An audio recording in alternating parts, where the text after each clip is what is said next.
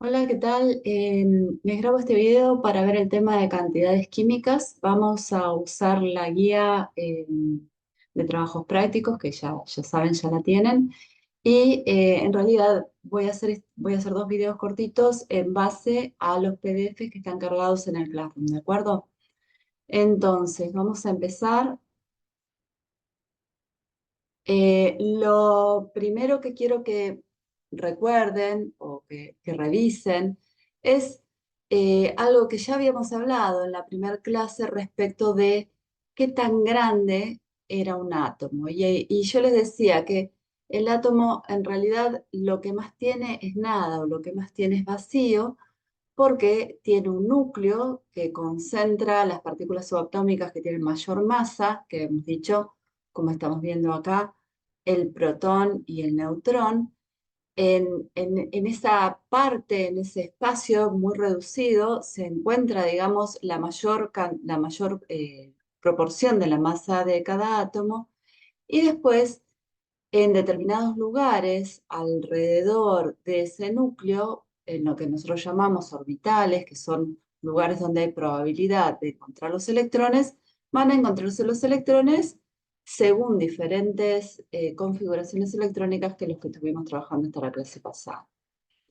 Si bien se dice o decimos que el protón y el neutrón son los que tienen masa y el electrón no, fíjense que hay una diferencia de 4 órdenes de magnitud, que eso nos habilita a hablar de esa manera, pero en realidad, si miramos, cada átomo tiene una masa, que en este caso yo la expresé en un más, es una unidad que también ya habíamos estado viendo en las primeras clases, que se refieren o tienen una equivalencia en gramos con un exponente, un exponente de potencia de 10 muy negativo, 10 a la menos 24. O sea que cada vez que yo hablo de una UMA o digo que el protón tiene una masa de una UMA, me estoy refiriendo a una cantidad que corresponde a 10 a la menos 24 de gramos, y ese menos a la menos 24 implica que hay 24 lugares decimales entre que está la coma y el valor 1, 67 en este caso. Entonces, me interesa que les quede bien clara la idea de que el átomo es algo realmente con una masa muy, muy pequeña. Acá les hice una tablita donde se hacen referencia a las partículas subatómicas con sus masas expresadas en UMAS, que es lo que veíamos en la diapositiva anterior, y expresadas en gramos. Y entonces el hecho de que la UMA sea una unidad válida o muy cómoda para hablar cuando uno habla de protones o de neutrones y por lo tanto de átomos que tienen 5, 10, 20 protones o neutrones, es muy adecuada, pero es una magnitud que a los niveles del laboratorio, de lo que uno puede hacer en el laboratorio, es muy difícil de medir. O sea, no se necesita equipamiento y condiciones de medida muy especiales para poder trabajar en esta escala. Lo que sí vamos a trabajar es en la escala que nosotros le decimos macroscópica, que es el orden de los gramos.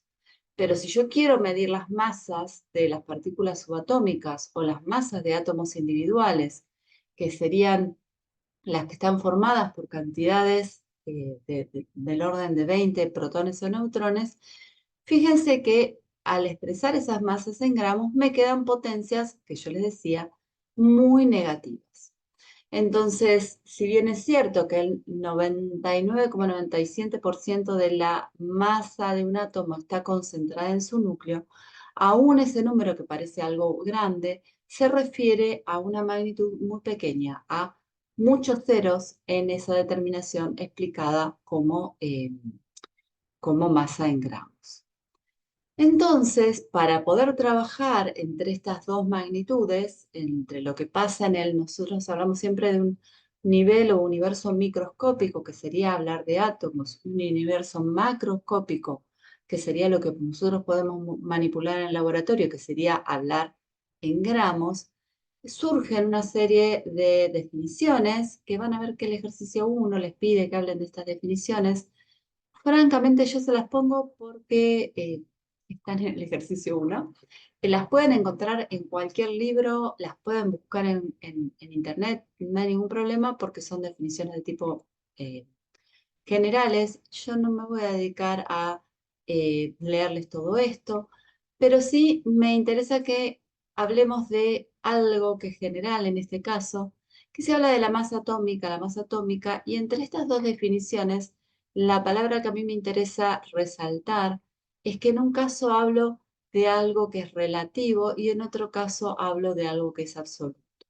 Siempre que ustedes vean una magnitud que aparece esa palabra relativa, quiere decir que hay un cociente, hay una división, y esa relativa hace siempre referencia a algo que yo tomo como patrón, ¿sí?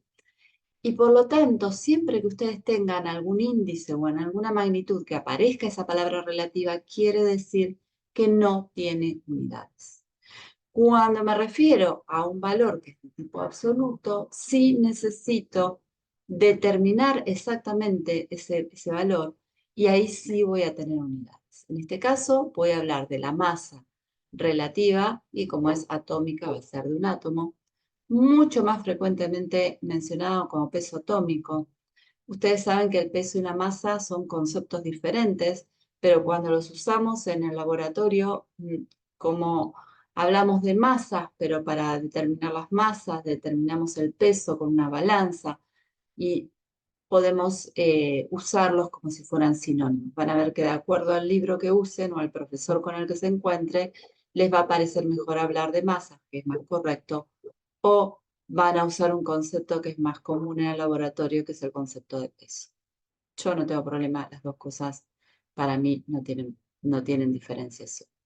Lo que sí necesito que sí trabajen y entiendan bien es el concepto de mol, que es una manera de hablar de cantidades muy, muy grandes, que suele ser nueva y que suele generar algunos conflictos a la hora de pensar.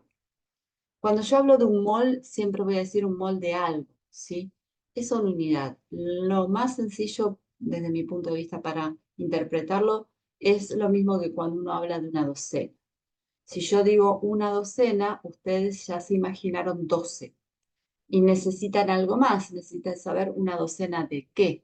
Una docena de facturas, una docena de churros, bueno, estoy remerienda, pero siempre es 12 de algo.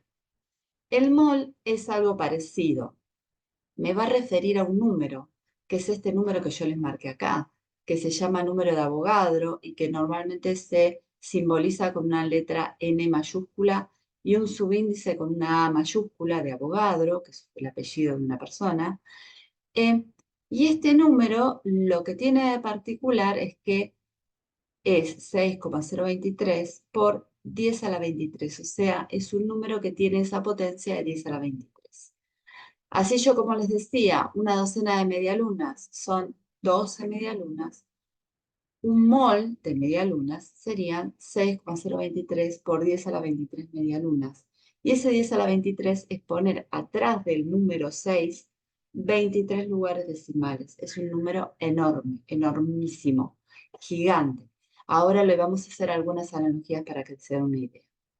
Y el hecho de que podamos usar esta unidad nos sirve para poder hablar de moléculas y de átomos en magnitudes que van a ser posibles de medirse en el laboratorio. Si yo hablo de un átomo, voy a hablar de 10 a la menos 24 gramos, y es algo que no puedo medir en el laboratorio. Pero si yo hablo de un mol de átomos, voy a poder hablar de una magnitud en gramos, que es algo que puedo manejar en el laboratorio con una balanza estándar, común, digamos, de uso frecuente en cualquier laboratorio químico, ¿sí? Ahora, ese número, el mol, está relacionado con la magnitud UMA. Todo tiene que ver con todo. La UMA es una manera de hablar de masas chiquitas, y el mol es una manera de hablar de cantidades grandes de átomos, así su masa finalmente termina siendo algo medible en el laboratorio. Este sería el número de Avogadro en notación científica, y este sería el número de Avogadro desarrollado.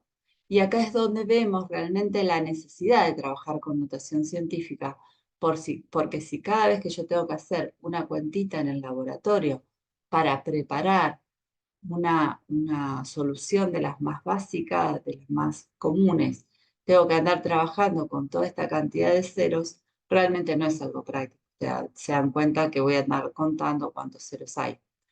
Em, yo les decía la otra vez, porque ya hablamos un poquito de notación científica, que esto sería como cuando uno tiene que pasarle el CBU a otra persona para que te haga una transferencia, y esto sería como el alias, que es una forma eh, abreviada y mucho más fácil de transmitir que hablar del número completo.